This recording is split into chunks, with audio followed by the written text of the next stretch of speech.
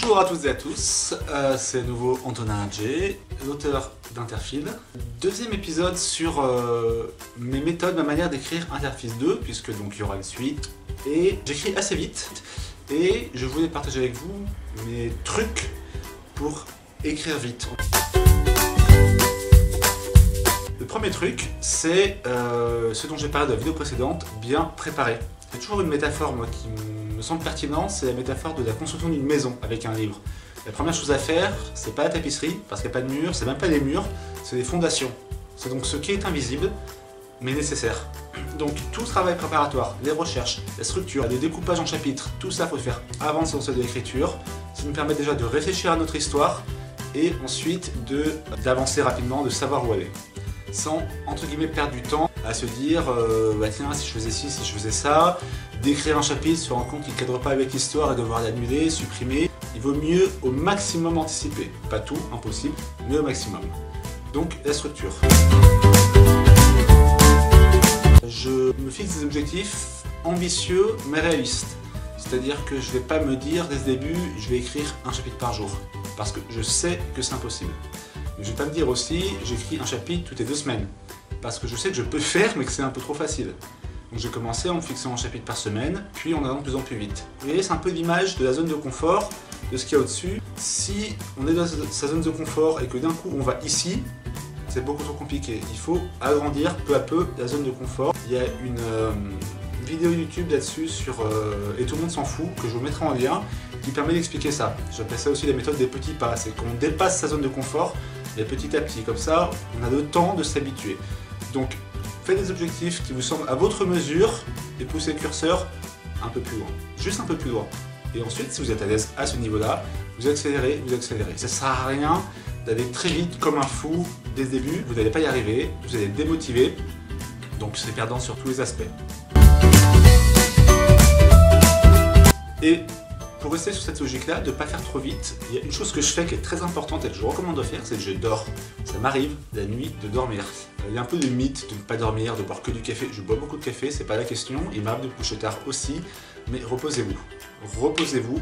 Si vous avez une semaine à dire je vais faire que écrire, ça ne sert à rien d'écrire jusqu'à 4h du matin et de mettre un réveil jusqu'à 6h du matin. Ça va marcher 2-3 jours et vous serez beaucoup moins créatif. Et dormir, je pense, je ne suis pas un expert en neurologie, mais que ça aide à structurer les idées, à avoir de nouvelles idées, à prendre du recul sur ce qu'on fait. Donc reposez-vous, sachez vous reposer et vous reposez vraiment. C'est-à-dire que vous êtes dans votre lit, vous n'avez plus de notes et tout, vous lisez un bouquin, vous faites ce que vous voulez, vous changez les idées et vous dormez. Transition habile sur mon autre truc, c'est que je ne fais pas que ça justement. Ça ne sert à rien, à mon sens, d'écrire 9 heures par jour. Parce que si vous le faites, dites-vous, est-ce que j'ai vraiment écrit pendant 9 heures ou est-ce que j'ai écrit pendant 2 heures et après j'ai un peu de choses, tiens je suis allé sur internet mais c'est pour faire des recherches. C'est un peu facile. Moi je vous conseille de n'écrire par exemple que 4 heures et le reste, faites d'autres choses. Faites des choses que vous faisiez aussi avant de vous lancer de l'écriture.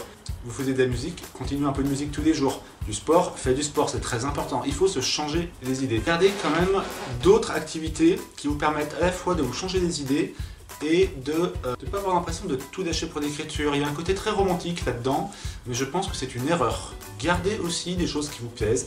Sortez boire des verres avec des amis, voilà. Il ne faut pas faire que écrire. Il faut prendre du temps pour autre chose. Encore une fois, bis transition sur la suite, il faut par contre écrire tous les jours. Tous les jours, tous les jours, tous les jours. Commencez peut-être par une demi-heure si vous n'avez pas l'habitude. Après, vous passez sur 1 heure, 2 heures. Encore une fois, c'est la technique des petits pas. Mais il faut écrire tous les jours, même quand ça ne va pas. Surtout quand ça ne va pas. Pourquoi? Parce que déjà, il est possible que la simple écriture vous fasse vous sentir mieux. Si vous avez l'impression, par exemple, d'avoir essuyé des échecs durant la journée, mettez-vous à écrire. Vous allez peut-être avancer sur votre écriture et vous aurez un sentiment de satisfaction. Ensuite, vous allez habituer votre cerveau à écrire tous les jours, à réfléchir tous les jours à votre histoire. Ça peut être sur des créneaux précis, pas de 8h à 9h du matin avant d'aller bosser, ou le soir, ça peut être de manière plus aléatoire, c'est plutôt mon cas, mais tous les jours. Tous les jours, tous les jours. Il y a une expression qui dit que la liberté d'expression s'use si on ne s'en sert pas, votre plume s'use si vous ne vous en servez pas aussi. Donc, affûtez-la. Et pour ça, il faut la frotter comme du papier.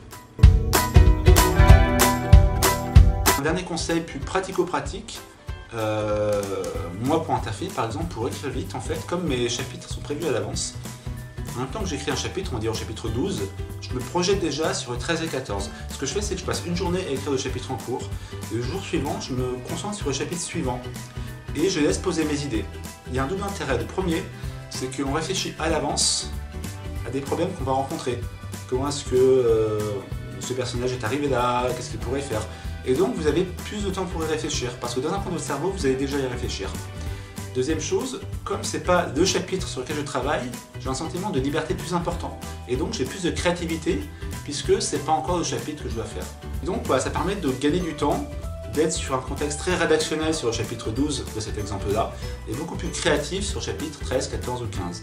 Je déconseille d'essayer de faire tous les chapitres en même temps, parce que là, votre esprit va exploser. Mais avancer comme ça en palier, je pense que c'est une bonne idée. En tout cas, moi, ça marche très bien.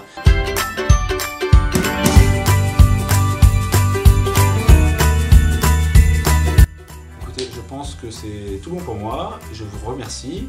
Je retourne à l'écriture et je vous dis à très bientôt. Ciao!